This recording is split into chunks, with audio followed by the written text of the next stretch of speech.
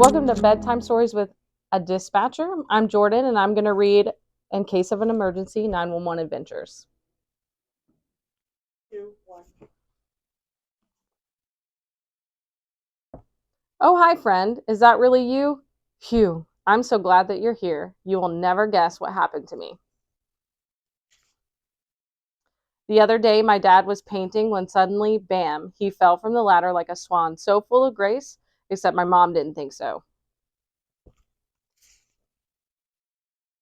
Help! Mom yelled. I leaped from the couch like a firefighter in action. After all, they are the heroes, right?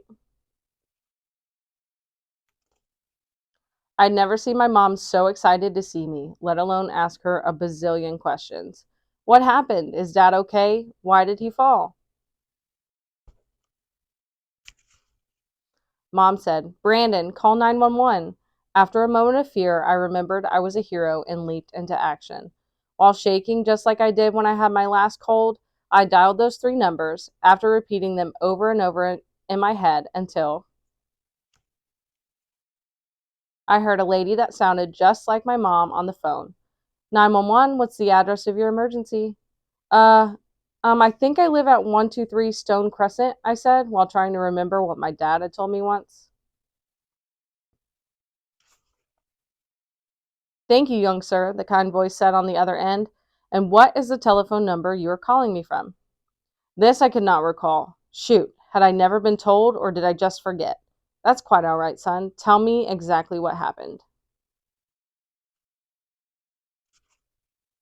Well, I was just in the living room working on my math, like 2 plus 2 and 4 plus 4, and suddenly I heard a thud, bang, boom, and saw my dad gliding like a bird. I heard her say. Oh, sorry. I think my dad fell off the ladder. My mom told me to call. Oh, dear. Thank you for that information. I want you to know that we have an ambulance on the way to help your dad. I'd like to stay on the line with you until help arrives. What a relief. Mom will be so proud of me. Later that day, Mom sat me down over dinner. She even made me my favorite grilled cheese sandwich. I must have done good, I thought. Brandon, I'm so proud of you. Because of you, your dad is going to be okay. Just remember that 911 is only to be used for emergencies. Do you understand? Yes, Mom, I do, I gleamed, or so I thought.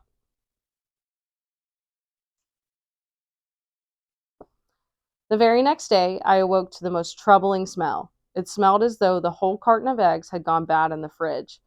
I ran down the stairs to find a big heaping pile of doo doo, which our dog Maverick had obviously left in the middle of the night. I was certain Mom would not be happy, so I did what I knew best. I ran to the phone and dialed the same three numbers. I was certain this would earn me another grilled cheese sandwich.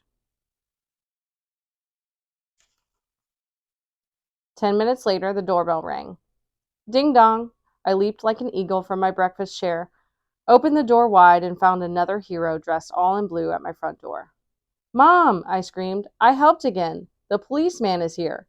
Mom rushed to the door.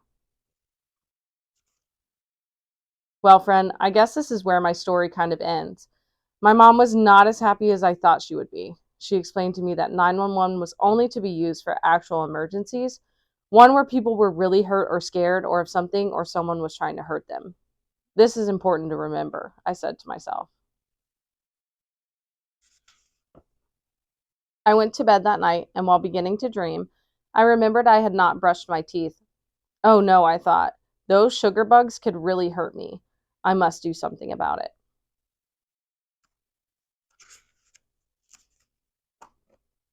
Well, I'm sure you can guess what I did next. Like the brave little hero I was, I did what I knew best. I dialed those three little numbers, 911.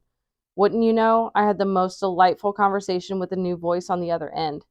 Until, a few moments later, I sat up stiff in bed when I heard, ding dong, Brandon! Mom screamed. Uh-oh. The end.